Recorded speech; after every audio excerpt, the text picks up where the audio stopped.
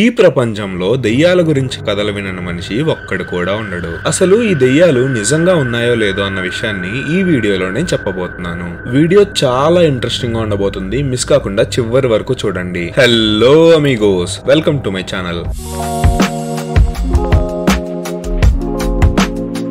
మిమ్మల్ని ఒక రాత్రంతా ఒక పెద్ద ఇంట్లో ఒంటరిగా ఉండండి అంటే ఎంతమంది ఉండగలుగుతారు? అయినా అసలు అదేం క్వశ్చన్.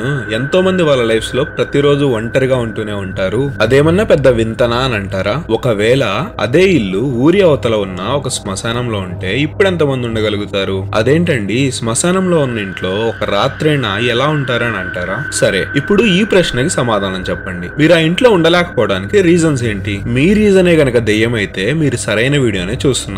నిజంగా దెయ్యాలు ఉన్నాయా లేవా అన్న విషయాన్ని ఈ వీడియోలో మీకు క్లియర్ గా చెప్పబోతున్నాను. మనలో 100కి 90% మంది శ్మశానాల్లో దెయ్యాలు తిరుగుతూ ఉంటాయి అని నమ్ముతారు. మీరు దెయ్యాల గురించి ఎన్నో కథలు వినుంటారు. అలానే నిజమైన దెయ్యాలు అని చాలా వీడియోస్ ఇంటర్నెట్ లో చూసి ఉంటారు. సరే, అదంతా అలా ఉంచండి. నేను అడిగే ఈ ఒక్క క్వశ్చన్ కి సమాధానం చెప్పండి. మీ లైఫ్ లో మీరు ఎప్పుడైనా దెయ్యాన్ని చూసారా? పోనీ మీ నాన్న కాని వాళ్ళ నాన్న కాని దెయ్యాన్ని చూసాము అని మీతో చెప్పారా? నాకు తెలిసి నిజ జీవితంలో మీరైనా మీ వాళ్ళైనా అసలు దెయ్యాన్ని చూసి ఉండరు. ఎందుకు అంటే దెయ్యాలు లేవు. అసలు దెయ్యాలే లేవు.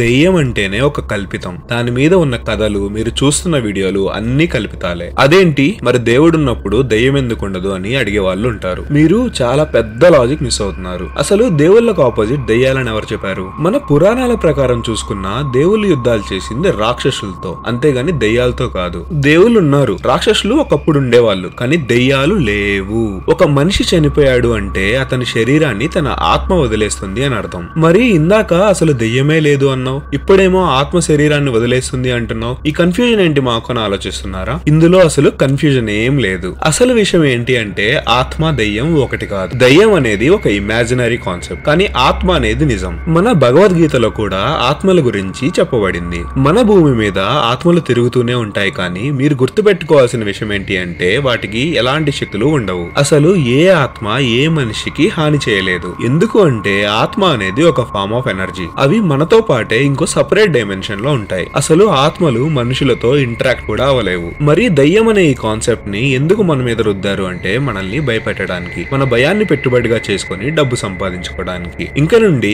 ఎవడన్నా వచ్చి ఇక్కడ దయ్యాన్ని చూశాను, అక్కడ దయ్యాన్ని చూశాను అని చెప్తే సింపుల్ గా ఒక మాట చెప్పు. నీకు కనిపించిన దయ్యాన్ని కాస్త వచ్చి నాకు కనిపించమని చెప్పు మామ అని చెప్పండి. అది మామ మ్యాటర్. చివరిగా నేను చెప్పేది ఏంటి అంటే అసలు దెయ్యాలు లేవు. దెయ్యాలు లేవు. ఎంత ఒంటరిగా ఉండాల్సిన సిచ్యువేషన్ వచ్చినా నిశ్చింతగా ఉండండి. ఏది వచ్చి ఏమీ పీకలేదు.